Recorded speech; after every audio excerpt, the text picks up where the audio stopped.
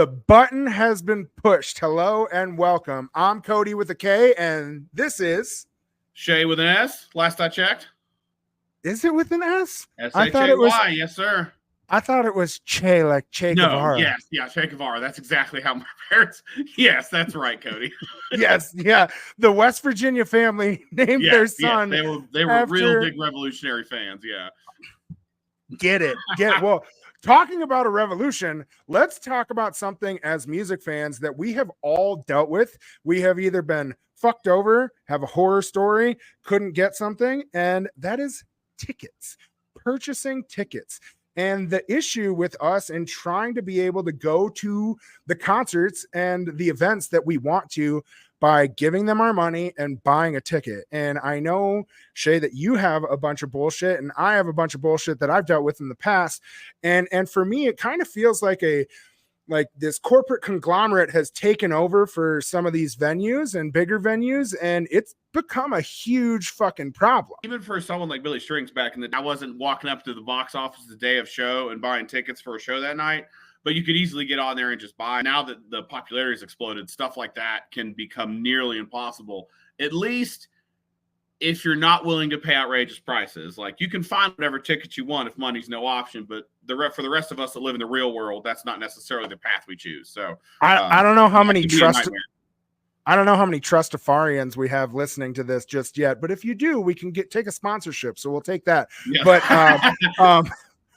But price is always a problem, right? I know that we've talked about, like, hey, just buy them when they drop, right?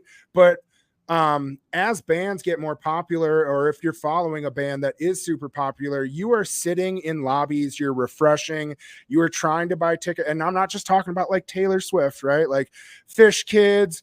I know Billy has been huge. Even Goose has been something that's been super difficult here in Colorado. In Denver, we're lucky because, first off, every band of any genre rolls through Colorado, right? Generally speaking, yeah.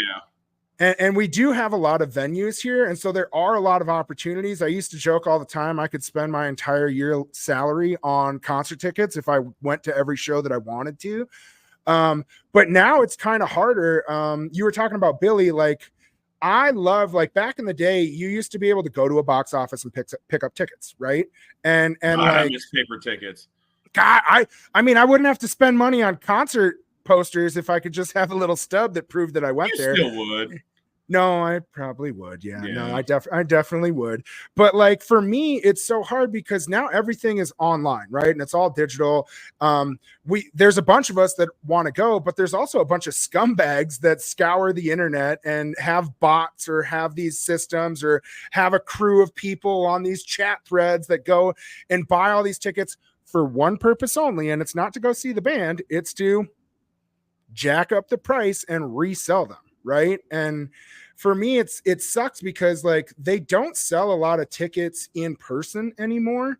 Maybe some of these smaller bands do, but I remember a couple years ago, it was the last Red Rock show that Billy played, actually, and I didn't score tickets on the drop. I had 6 of my boys going and trying to get tickets. All of us, right? We're trying to get tickets, and none of us scored any.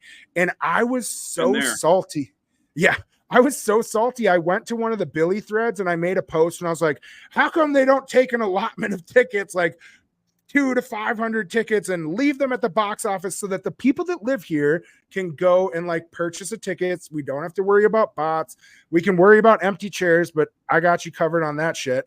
But for me, I went and I was like, hey, why don't we do this? And then I had to eat my fucking words because last year, before the Fiddlers tickets went on sale, Billy's team came out and said, hey, I think it was like February or some shit. It was cold. It was fucking cold. Yeah. It was balls cold. And anybody that knows me, I rock Birkenstocks and shorts constantly. It was probably like a 0-degree day with wind chill. And my big dumb ass was out there in Birks and shorts.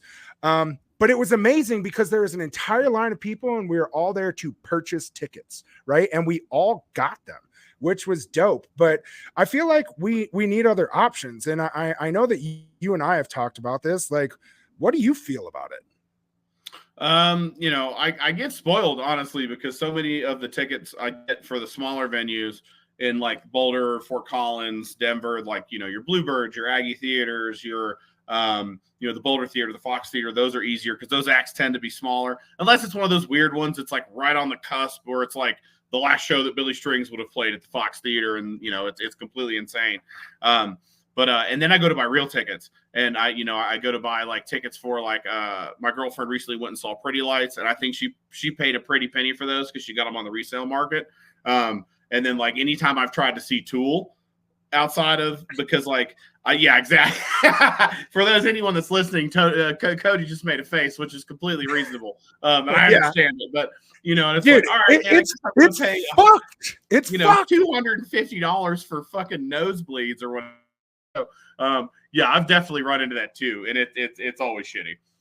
But the problem is we don't have a lot of options, right? Yeah. And so like it's trying to figure out, well, what do we do about this? Where else can we go? Like you and I just talked about, like we have a crew that tries to go and pick up tickets, but like when you miss, what do you do, right? And for me, it's trying to educate people on like, hey, do you have choices? Is there something else you can do? Or are you just stuck paying these astronomical prices? I don't care. Well, we have to figure this out. It's wild sometimes. Like I mean, I've seen venues, you know, 20, 30,000 person venues, and it air quote, you know, hard air quotes on sells out with actual people buying it, but like 30 seconds maybe, and there's no tickets at all.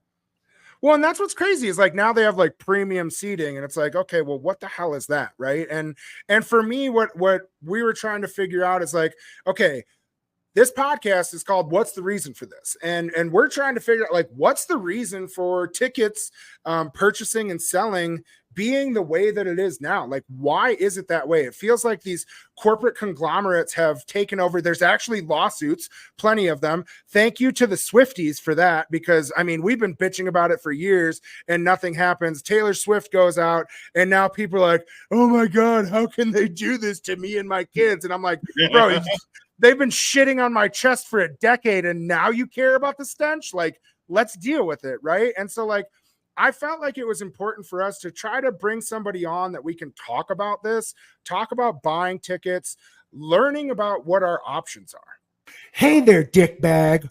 Why don't you do this differently? I gotta tell you how to do it the right way. You want to learn about this? You came here to learn. I came here to You came into my house. Welcome to the dungeon, bitch. Sure. Here he is. All right. How's it going? Brando, what's up, my brother? Nice. Good to see you guys. How are things? Wonderful, man. Wonderful. But you know what? They were questionable, but now you're here. Everything's delightful. That's how that works. Yeah. So right now you know Shay's full of shit all the time. Sure. Basically, it's a highlight. We're a couple of wooks. I'm a gold member myself. Thank you very much. Sure. Yeah, thank you. For sure. Nice. And so like we want to highlight that. I want to talk about like how that's worked for me, what that works. I want to all sorts of shit. So just so that you get the understanding, we're good to go.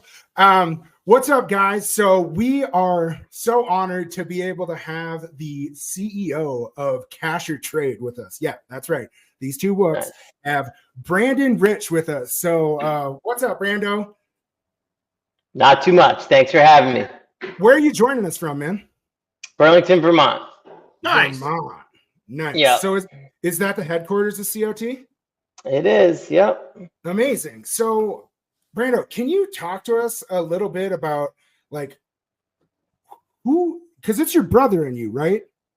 Yeah, we started it together. Yeah. So what was that like? Where did it come from? Why did you feel like Cash or Trade? Like, why? What was it? What was the vision? I've always heard this was you guys had started this in a tent and fish lot. Is that true? That is true. Fantastic. Maybe for those who don't know, I could just start off by saying Cash or Trade is the face value movement. It is basically over 1 million fans who have come together from every state in the nation and from 46 countries to kind of say no to scalping and to support one another in buying, selling, and trading face value tickets. So in other words, it's people who like find out they can't go to a show that they were hoping to go to. And instead of like going through the whole scalping routine, finding a real fan on Cash or Trade who is really excited to go and to just sell your ticket at no profit to pass the experience onto someone else and to gain a good review in doing so, which then helps them score tickets in the future. So it's got this social community aspect, and it's just real fans who are just kind of moving tickets around at face value. So that's Cash or Trade. Hashtag embrace the face. Baby. Embrace the face. Yeah, so somewhere along the way, 2009 or so, when we first began, we deemed a hashtag called Embrace the Face. We still ring that true today. So really, you're just bringing a bunch of us lot kids online, and we're able to get tickets into hands of the fans. Yeah, so, I started seeing shows when I was 14. I ran away from home to see the Grateful Dead. Awesome. Went to Boston Garden, slept under a bridge, was around for those 6 nights at Boston Garden, and got into 2 of those nights. And, that was the beginning of it all, And then shortly after, hopped on Fish Tour and, got totally turned on to traveling the country seeing shows. And, then, fast forward a bunch of years, like my brother and I went on to finish college and started a web design firm, and just living in Vermont, kind of living the good life, like snowboarding, web design, maybe growing some weed, like that kind of thing. And then, Fish went on hiatus in 2004. But the internet was really kind of just getting going. Facebook was just starting, and StubHub just began. But those next 5 years, Fish was on hiatus. We were kind of up here in Vermont. We weren't seeing as many shows. And then when Fish came back, it was just like, tickets sold out right away, of course. But they were also like $2,000 on the secondary market. And what was Face at the time? Gosh, that's a good question. I mean, what was it? It was probably like, my guess is like $55. My guess is like 55, 75, like that. Yeah, bro. I remember sitting in the mall waiting for them to open to go buy tickets, right? And yeah, you're 1,000% correct. So now they're going for $2,000, and you're sitting there going, "What changed?" It just. I mean, there was always brokers, there was always scalpers, right? But like, what changed? It was like so like in our face. And we sat back and realized, like, oh, of course, the internet is what changed. Like, here we are with brokers who have become super sophisticated, high-tech scalper bot programs, price matching software, auto listing programs. I mean, it was absolute wild. It still is kind of wild west of ticketing for brokers, and they were just making millions off of the backs of not only real fans, but also on the backs of all the people involved in the event. Nobody wins from a scalper.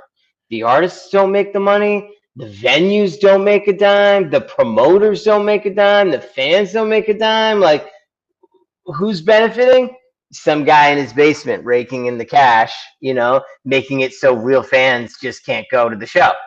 So then how did you transition from being a web designer on Fish Tour to now starting or developing Cash or Trade? Yeah, so we were just kind of like, we wanted to go on tour, and we were like, this is bullshit. So let's just create a website just for fans, and they can buy, sell, and trade tickets, and we'll keep it at face value, and it'll be a great community. And take off like it has. I mean, I don't know. It was just a hobby for a long time. I don't think I envisioned the growth, But yeah, we went on tour and we brought our laptops and we set up the tent at every show on the way and promoted the app and got people to sign up. We had like a bulletin board with Post-it notes of people's trades as our low-tech version. But we also had our So anyway, it was like a fun idea, and we kept it going for a while, and it was just literally a hobby for like a decade, you know. But we were spending more and more time on cash or trade and less time doing web design. So finally, I realized I should make a go with this. We had like 150,000 users or something, and I raised some capital, structured the company, and hired a few developers. And we moved payments in-house. And we realized that was the first moment where we were like, this has a chance to become a real ticketing platform that, I don't know what, compete or whatever, but like could mostly just be an alternative. Yeah, it's an option, right? And like what for me is like, so can you explain to the people that don't know or haven't heard of cash or trade, like how does the process work to purchase a ticket, or how does it work to sell a ticket on cash or trade? Because now, like you talked about the old school way of Post-it notes. Well, you've digitized it. You talked about getting some developers. Yeah. What does that journey look like for somebody who hasn't used it yet? So you go on a cash or trade, you first register and create an account. We want to make sure that everyone's a verified user and trustworthy. And then from there, you can go and create a profile. It's a lot like a social network where you can upload a photo and talk a little bit about yourself, fill out some information. And then if you have a ticket to sell, you can click to create a post. It's sort of open-ended with the title and a description, but then there's some details about the performer, the event, and the ticket that you're selling, including the cost that you paid for it. You can also upload a receipt at that time to prove what you paid. And then once it's up there, buyers come along and they can click to make an offer. Now, they are making an offer on what the seller is asking, but they're doing it with a credit card. So they're like authorizing their card to be charged for the amount that the seller is listing.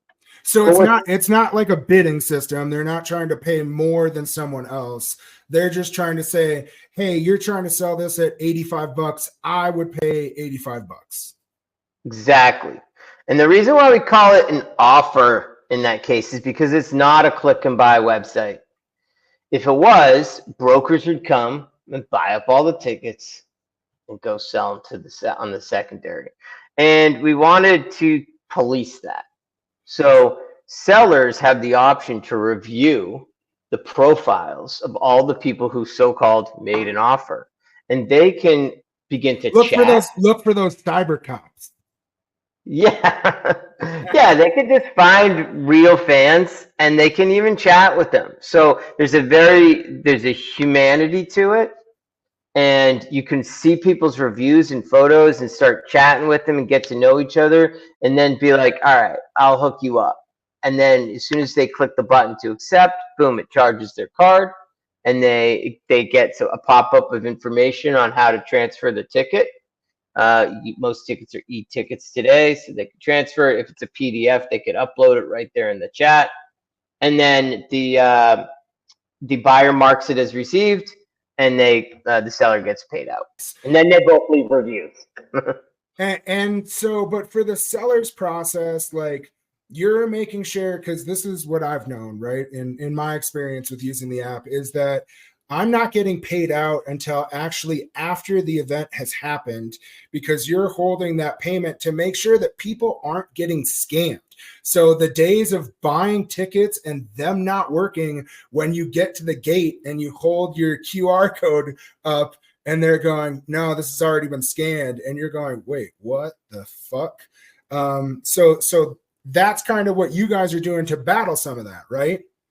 Yeah, so I guess I could say there's like 3 levels of protection. Like, 1, you authenticate yourself as a user on cash or trade with your personal data, like your phone and your email and your IP address and all of that.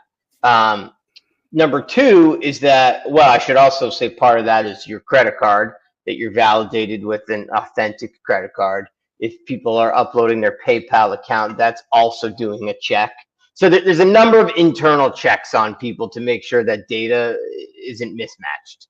That's step one. Step two is that we're an escrow platform. So we will hold the funds in escrow until the buyer marks it as received, and then we'll pay out. Now, we're the only platform that does pay out before the event. All other secondary ticket companies won't pay out until after, but we'll only pay out like a certain amount based on like a credit limit that every user gets.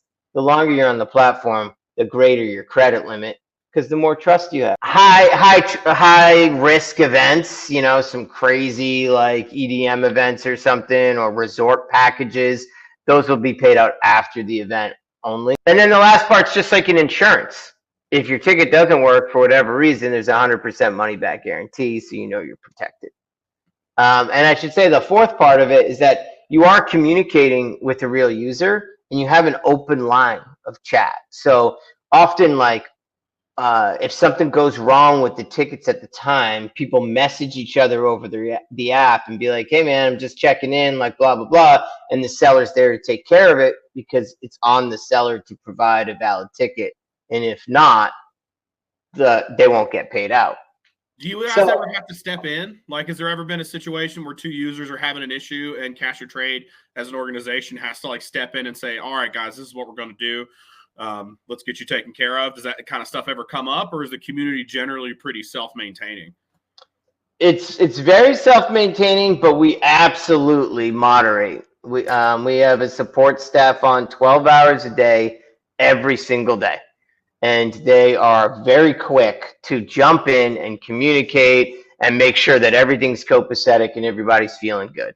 They're real fans who are used to being on the ground and know what it's like to stand in line with the ticket. And frankly, they just can help people like get some stuff situated or organized if need be to make sure that the person gets into the show and the seller can get paid out. And I guess I didn't realize about the credit thing, because you're right. I actually had some issues. I bought tickets to Dead & Co. at the Sphere through Ticketmaster. And I ended up having a work conference and I had to go. So I had to sell my tickets. What was interesting about that situation was, first off, they weren't releasing those tickets until a couple of days before. And like some of them as like GA floors were quote unquote non-transferable. But there was a lot of us in the scene that found out like, hey, they do get released. You can actually sell them. Here's the process. I tried to go on to Ticketmaster to sell my tickets where I originally got it. And what they did is, because of whatever they do and how they sold the tickets, they set a limit on how low I could sell my tickets. So they essentially set a cap. And then that cap was so that it wasn't competing against whatever premium bullshit seating they were trying to sell. So what I ended up doing was going to Cash or Trade, and I listed my tickets individually and I set them up on there. And I explained to them, I said, hey, these tickets aren't going to be able to get into your hands until a couple days before. But I was able to secure the sale of those tickets way before the event. So I'm not fucking sitting on my hand. Now, I'm not going to lie. I lost $600 on all those tickets, and that's okay. And I'm glad whoever got them got to enjoy it. But you guys actually did pay me for a couple of those sets before the event actually happened. It was only one set that you paid me after. So that makes sense. But I think for fans to understand, and like these fish shows, like all these things, these high demand tickets, there's another option, right? And for us, what I wanted to talk about today was some of the difference between, like, because you already talked about like, okay, you came around when StubHub came around, and I feel like those are the corporate entities, right? So like, other than like being fans and being fan driven, what are some of those big differences between them and you guys? Yeah, well, thanks. Thanks for using Cash or Trade there for your Dead & Company tickets. Sorry you sold them below face. I know the market really crashed at the beginning of those shows. Brando, I'm just going to put this out there. I just want one ticket to my birthday show on August 8th, and I'll go get shit done. Awesome. Love it. Yeah, there's a lot of people with those Dead & Company tickets at the beginning of that Sphere run who lost some money because they had paid such a premium to get those tickets. But yeah, cash or trade. First, I could just say that cash or trade is kind of like it's a face value exchange. It's really the world's only face value exchange. Primary ticket companies are starting to have exchanges within their platforms or waitlist technology, but they're a bit different because cash or trade's just separate from all that. You can list your ticket for any price you want, so you have that control to list it and to sell it to who you want. And yeah, we do pay out as long as it's within that credit limit before the event. If it exceeds the credit limit, we'll pay out after. The longer you're a user on it, the higher your credit limit goes, the more you can get paid. There's a lot of things that makes cash or trade different. Teach First us. of all, we came here to learn. Yeah, so first of all, like almost every secondary ticket site charges the seller to sell a ticket. Usually 10 to 15% commission. On cash or trade, it's free to sell your ticket. You get the full amount of what you list your ticket at. Buyers on the secondary market generally pay 20 to 35% in fees when you check out. Now, they're paying 35% on fees on already scalped, like marked up tickets. So, a $100 ticket that's going for $300, and then you're paying 35% plus that $300, like it's a lot of money. So cash or trade, as a buyer, you pay 10%. It's the lowest fee of any platform, and it's the only revenue model we have to help us maintain the platform and pay our employees. The other revenue model, if you're not a fan of paying your 10% fee, you can become a gold member. As a gold member, you pay $4 a month, which is $48 a year, and you don't pay that 10% fee. Oh, I didn't know that. Okay. Yeah, so you can, you also, sorry, not to be like a hype man for the gold membership, but like with the regular membership, there's a waiting period because he talks about offering on a ticket.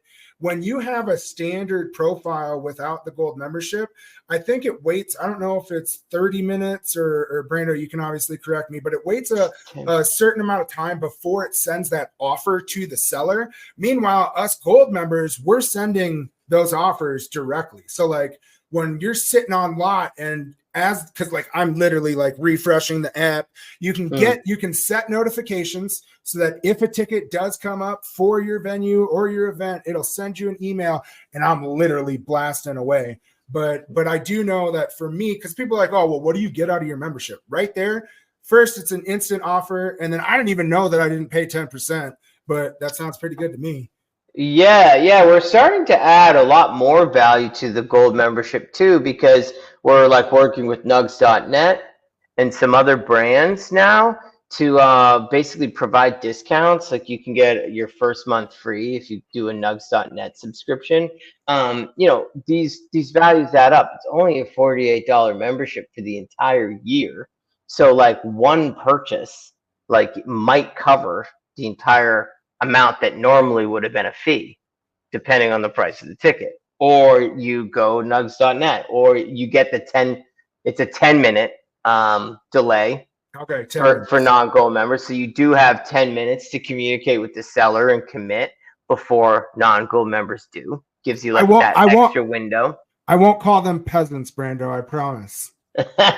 It's whatever people choose, because I mean, to be honest, a lot, most of the platform's non-gold members. It's a small percentage of people. For sure, but those guys are also the ones that are bitching, right? Like you yourself, you talked about you were a fish kid, and I know that they're like on some of these fish forums, there's some stuff, and it's like, you guys just pay attention to what's going on, understand the rules and the hierarchy, and that's why for me, I wanted to have you on here, because I think there's so many people that don't really understand what comes with some of this stuff, what your process actually looks like. And we want, like, as Wooks, like, because the one over there, Shay, I don't know what your experience is, but when I talk to you about cash trade, like, yeah, I kind of use it, but I don't want to speak for you. Because cash or trade has gone through different phases for me. So originally I was doing this, I got the gold membership. I was buying tickets for it, using it to get, I was like, okay, Billy's at this show, I'm going to get cash or trade tickets day of, whatever that is. But then, as I got more into it, Cody, I'm sure you can identify with this. I see something go on sale for 6 months out and I buy it. So what cash or trade has turned into for me is a place to get rid of. I say get rid of. That's not the way to phrase it. To gift these tickets that I can't use. So I've actually kind of gotten into and it's come back around. Like, it's honestly worth it for me to just miracle these tickets to people, because people see that, and then down the line, it always comes back around in the scene. So you can always get tickets for something. I pay the membership, and I haven't bought a ticket on there in a while, but I've given away a lot of tickets on Cash for Trade. And, and that's always you use the miracle. You use the miracle feature. Yeah. That's awesome. We love that. I mean, if I paid for this thing 6 months ago, I don't care. Like, I spent $60 or $80 6 months ago. That's a hefty bar tab. I've spent more than that. It's fine. You divide that by how many beers you could get, and you're like, okay, this is worth it. I'll just give this to somebody, and that's nice of you. Somebody's day. Yeah, and you get to get a review on your profile, being like, this dude hooked it up, man. He gave me free tickets. So when somebody else is like looking through to pick who to buy or who to offer their tickets to, and they're like, dude, this guy's hooked a number of people up on here. How about I give back and hook him up? So that's really the idea. I mean, Cash and Trade's gone through a number of iterations. In fact, next month we're launching or releasing our new app, something we've been working on since COVID. Is this the one that has COVID? What was that? I've seen sorry about that. I've seen a few articles about you guys expanding integration of your API. Is that part of the new app? Yeah, so first we've rebuilt the entire infrastructure. It's a completely new standalone app, and we've already sent out emails and invited all Gold members to use it. So those of you who have been invited could go visit the beta app and start testing it and uploading tickets. And you can sell your tickets on there right now. Soon, next month, we're going to open it up so everyone can use it, regardless of Gold member or not. But we're still keeping the legacy. The old site is still going to remain live. And eventually, when you visit the URL of cashfortrade.org, it'll redirect to the new site instead of the old. But we're going to keep them both live. It's very hard to get them all synced into one platform. So it's going to be a slow iteration, but mostly, we know from experience, we don't want to like shove something new down people's throats. People, if they have transactions that are already mid-flight, they can continue to use the normal app to finish those up and eventually learn and transition to the new platform. That change scares people. So that's a good way to approach it. Change is scary. So it's going to take a minute, but over August, we're going to transition people over to the new app. So we're really excited about that. It's an entirely new infrastructure. So it's a new back-end API, new front-end UI. It's from the ground up. We are ready to scale with Cash or Trade. We have big plans, and we knew that we were going to need a new app, not the one that we built in Starbucks coffee shops like way back in the day with like tons of iterations. This is fresh. So it's built so we can build on it, so we can fix bugs more easily and roll. And as you mentioned with the API, one of the big things that is coming is we've been in communication with a number of primary ticket companies. And we're working on API integrations directly with them. The goal is this. One, we'll be able to not only validate the ticket when it gets posted to make sure that it's real, but mostly we'll gain the order information. So in the UI, we can restrict the face value price of what they paid just from that. That's the real motive behind the API. The second part is that with transferring tickets, you always need to open up your other app, transfer the ticket over. Now you're going to be able to transfer it seamlessly right through Cash or Trade. Oh, that's awesome.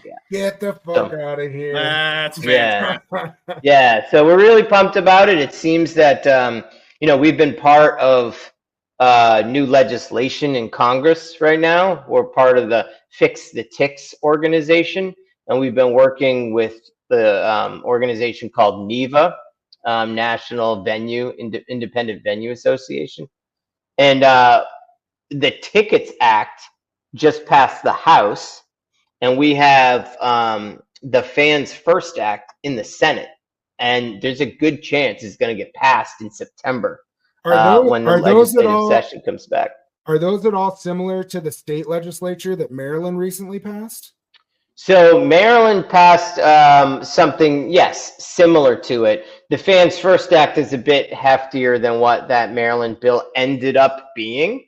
But Maryland, I mean, for people that don't understand, so the bill looked at the speculation of ticket sales and making resale platforms accountable to any spec tickets that were sold or listed on their site, yes, and levying fines for violations, right? But in the original proposal, they actually put a 10% cap on what they could sell the tickets for. Now, what happened was in Maryland, the political process happened and they ended up cutting that out.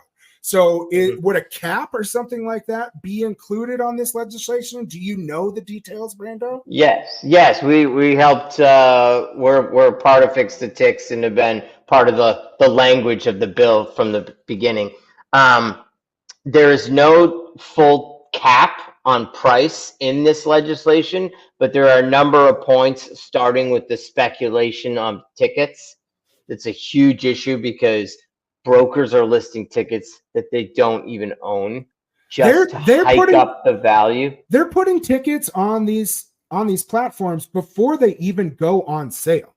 Like I have seen tickets to events before the pre-sale, before anything has happened, and they're saying for $800 we'll get you. How do you know you're getting a ticket, right? Like how? Like me and all my homies are like refreshing everything that we have, trying to get into these queues and waiting rooms and trying to score tickets. And meanwhile, these like ticket overlords are like, here, you want to pay 10 times face value, you can get your ticket. So you guys are battling that, and that's what's being that's what the Fans First Act. That's one of the main points of the Fans First Act. We're pumped about it. It's got 250 artists have signed on to it. It's gaining let us a lot know, of and we will promote the shit out of it. I think that we just need to let the people know, and then have our voices be heard, because we all bitch about it. Like we have all complained about it at one point or another. We have felt the burn in a ticket price or ticket purchase or sale. Yeah, for sure. It's monumental legislation. It's really like nothing like this has gotten this far. And alongside it, this is federal legislation in Congress, but alongside it, there are 30 states right now who are passing their own legislation. So Colorado just signed a bill. California is working on one. Maryland, the list goes on and on. So there's a lot moving in the ticket industry, and Cash or Trade is leading the face value movement. So with that, we're making a lot of great relationships with artists, venues, festivals, and the primary ticket companies. We're looking to partner with them all to keep tickets at face value. What do those partnerships look like? Because I know in 2019, Billy made a post that totally promoted you guys, talked about the bullshit. He actually went and screenshot some of these scammers in our groups and like literally said like, I am so sick of these people. I'm endorsing Cash or Trade. Here's what's going on. So are they signing like a deal with you, or like, what does that look like? And how do we get more bands to follow the trend? Yeah, thanks. Yeah, we've created negotiations and come up with exchanges of how we would manage the announcement around a face value exchange and how we would supply the service for these artists. So artists are changing the buttons on their websites when they sell out to link directly to Cash or Trade to give people a place to sell it if they can't go, or to buy it if they need a ticket, knowing that it will be at face value and they'll stay protected. So we've done that with Billy Strings. We've done that with Goose. We've done that with Tyler Childers, who is a great country artist, up and coming. Up and coming, bro. He just sold out Folsom Field up here. Oh, yeah. I shouldn't say up and coming. He's been crushing it for a while. But we just launched a partnership with a heavy band, Under Oath, who's been around for 20 years.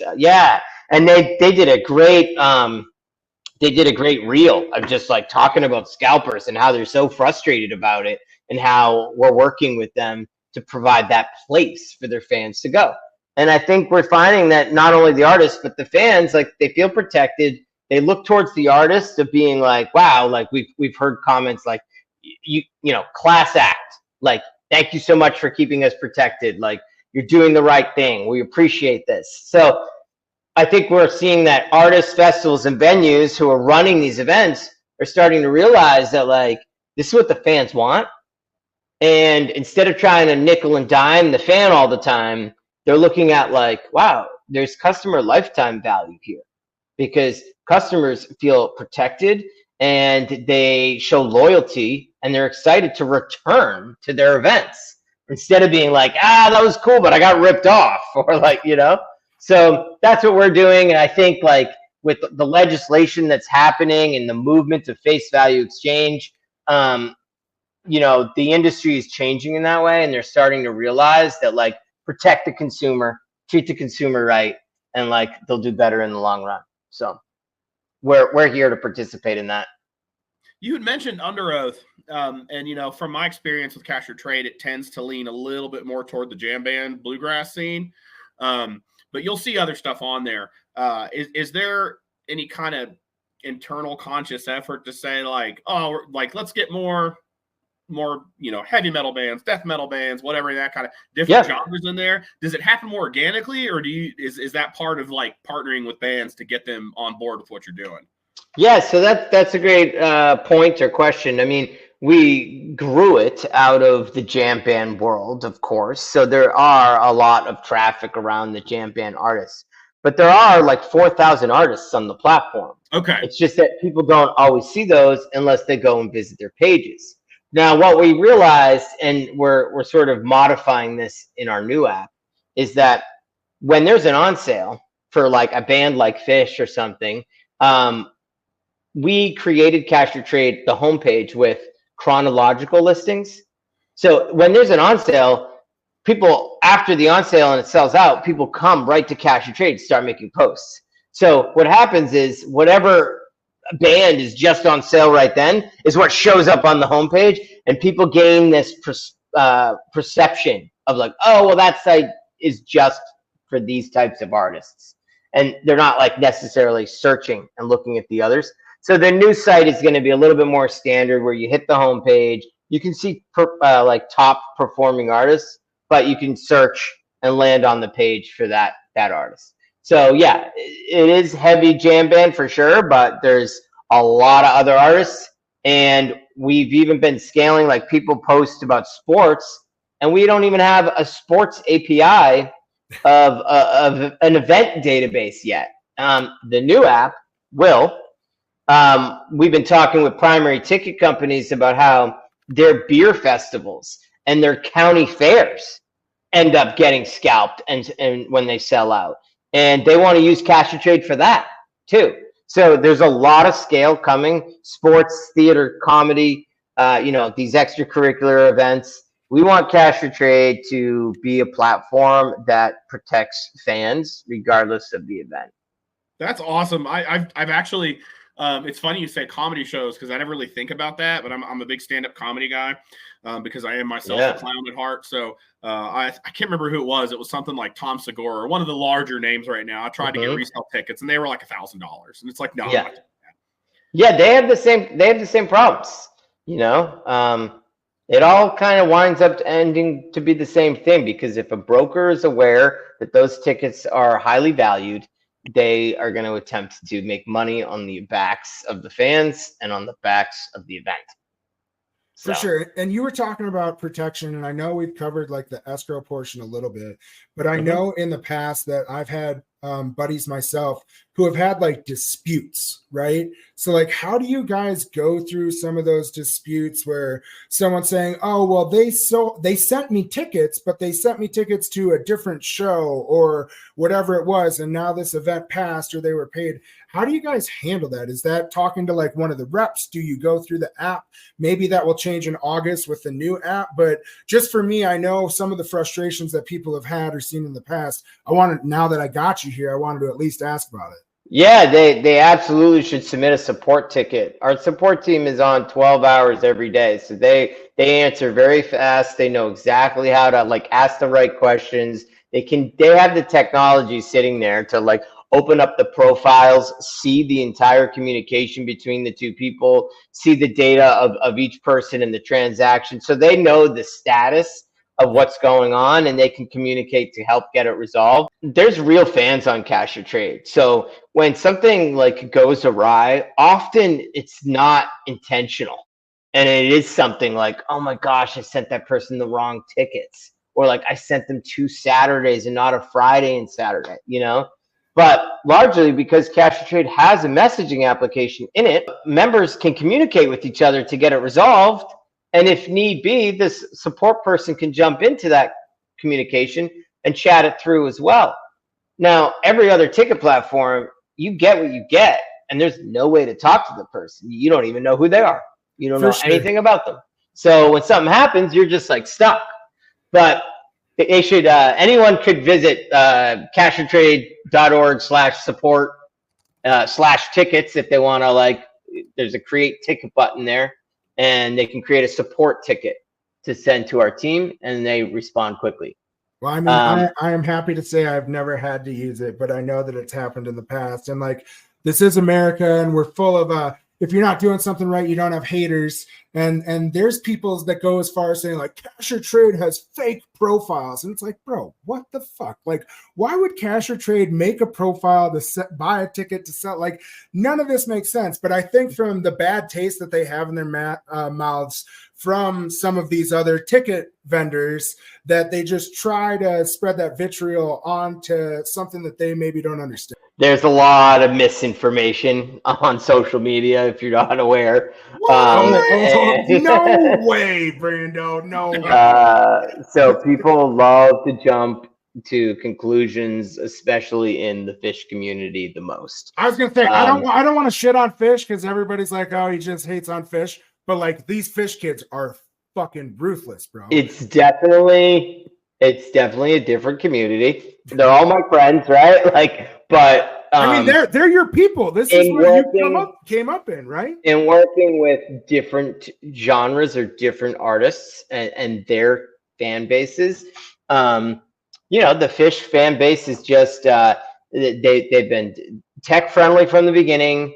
And there's been like a set of expectations, you know, and hey, like, look, Cash or Trade is, we're trying to mimic what it was on lot for us way back in the day in a digital atmosphere.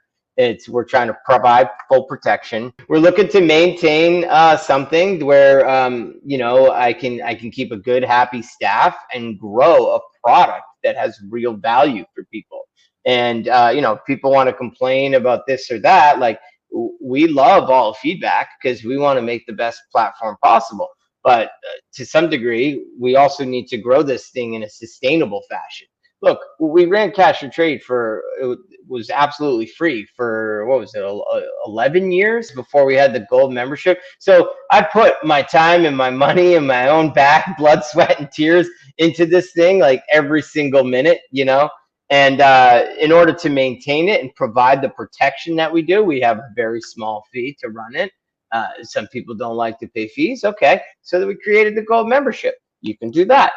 Okay, like, hey, we can only make so many people happy, you know? Ticketing is a very interesting business, right?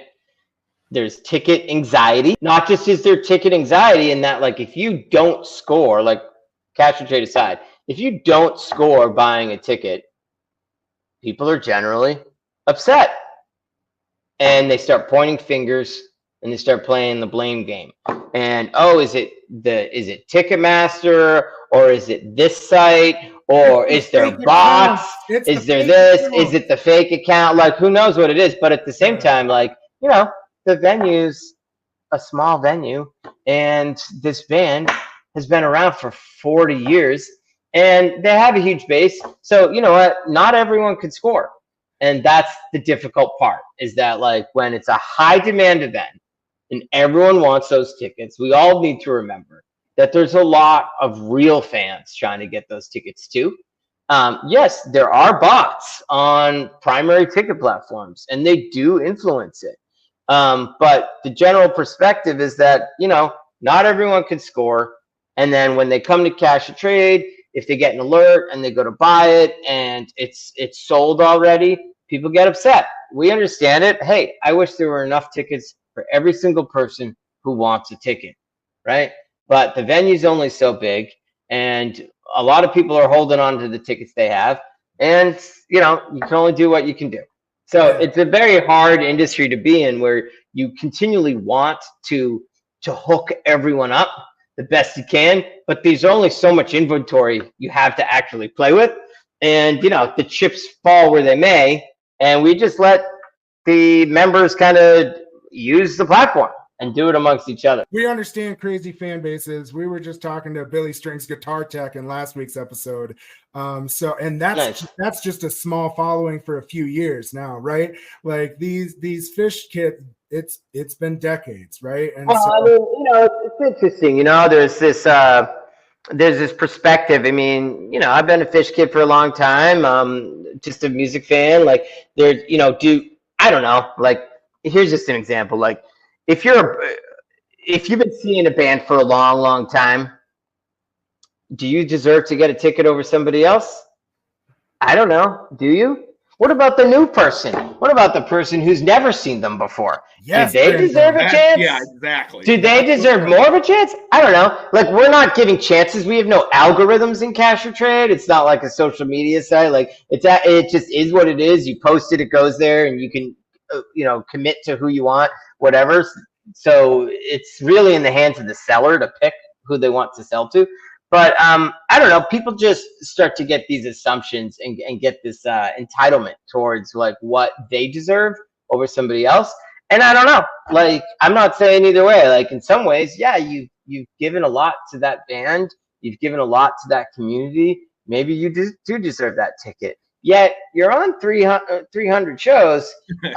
Maybe here's somebody brand new who's like, maybe they're a young kid, and they want to get into the Phish scene. Like, is that okay?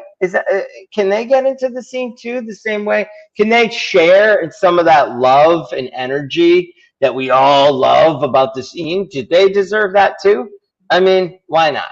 And I remember when I started seeing the Dead, I was like lucky enough to see 5 Dead shows when I was a kid, and there was all that same hate with Phish and Dead, and just like whether you deserve to be there or something. And I don't know. I don't subscribe to that stuff. Like I'm a lover, not a hater. For sure. And I just feel like everyone deserves a chance, because music is amazing. It's powerful. It's life-changing. And I'm thankful that I got a chance to see some of these amazing shows. And you know what? I'm happy for those. I missed the actual Gamehenge over New Year's. I did catch Gamehenge in Great Woods in '94, so I'm thankful for that. But I was happy for some of those younger people who were able to see Gamehenge now, because they weren't seeing Phish in '94 like I was. But good for them, man. So I don't know. That's just the other side of it. Is just I don't understand really entitlement and stuff. Like, everybody deserves a chance. Share the love. You start to generate your scenes, and generally a lot of tickets come through your friends and stuff like that. We're just trying to provide a healthy option for fans to make friends and move tickets around at face value. Brando, there's dudes out there, Phish kids, that are probably pissed that you're selling goose tickets. Okay, we can't. You just gotta take it, roll that thing right off the back. There's not much you can do, and that answer, I think, is going to get you a hell of a lot more fans too that start to understand and the reasoning. And this is great because it plays into similar stuff that we had talked in past episodes. I really appreciate you taking the time. Shay, is there anything else that you wanted to ask him before? I have one question that I'm so curious about. Yeah. As the Cash or Trade guy, as one of the founders, it's your baby, you're messing with the income of scalpers. Have you ever been in a situation where you're, even if it's not at a show, you're at a bar or whatever, and somebody who in the past has been scalping, you've had any kind of confrontations with people being like, you're cutting into my income, man. What you're doing is making it hard for me to pay my mortgage? Does anyone ever come at you from that other aspect of it, or that you're taking... I mean, a keyboard warrior, because I'm sure. Yeah, that too. Yeah.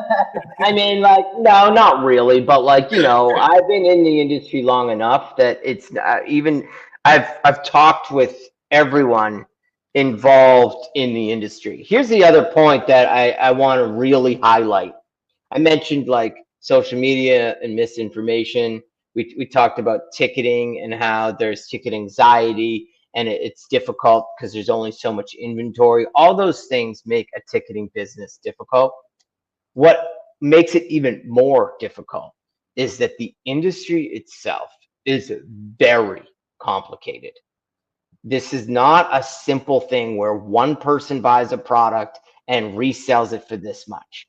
There's artists, there's venues, there's promoters, there's ticket companies, there's like management, right? There's booking agents. Like it is a beast of players, and everyone is looking to successfully put on the event and make some revenue. Clearly, it's a business, but it gets so complicated with the deals and negotiations that go down. I'm not like throwing shade. It's just like there might be a negotiation that says, oh, like you get more of the door and you get more of the beer sales, or you get more of the merch, and like you'll get like a cut of the ticket fee. Like, I don't want to sound like a jerk, but do you think some of these bands are signing to get a percentage of those premium tickets that are resold by some of these ticket vendors? Do you feel like that's a possibility that that's being written into contracts? So yes, premium or platinum tickets were created to keep the money in the ecosystem of the event, meaning that instead of a scalper who's marking up that ticket $400 and taking that money for himself, right? They're taking a percentage of the tickets. They're calling them platinum tickets that they fluctuate. They're dynamic, like an airline seat or a hotel, right? Those percentage of seats fluctuate in cost, but when somebody comes and buys that ticket, that extra fat on the top is going to the artist and then everyone in the chain, the promoter. It actually funds the event. Now, I know nobody is psyched to see your ticket prices go up. Nobody loves it when your band raises ticket prices. Nobody loves it when inflation is causing 30% more to put on the same event that they used to do 2 or 3 years ago before COVID. Like everything's more expensive. Ticket prices are jacked up to help cover those costs. But also, is it right that like the brokers walk away with all that extra cash? So instead, the primary ticket companies are starting to have platinum allotments where that money goes back into the pool for the event and supports the event and the artist instead of others. Now, brokers don't really want to buy those because they're already market value. They're already above face. So that's why there's not enough margin there. So they're left there for the fans, for us to go scoop them up. Yep. Now, it would be awesome to just say no platinum tickets at all. I absolutely get it. And just choose a price, and some artists do that. At the same time, you're always fighting against the brokers. So they're going to take those cheap tickets and they're just going to list them for a lot more money. Yeah. It's a very complicated thing. I know there's a lot of DOJ cases right now. There's a lot of like interesting things going on in the industry. But all I'm trying to say is like the average fan has some perspective on ticketing. And I've been in this a long time. It is very complicated. There's a lot of players.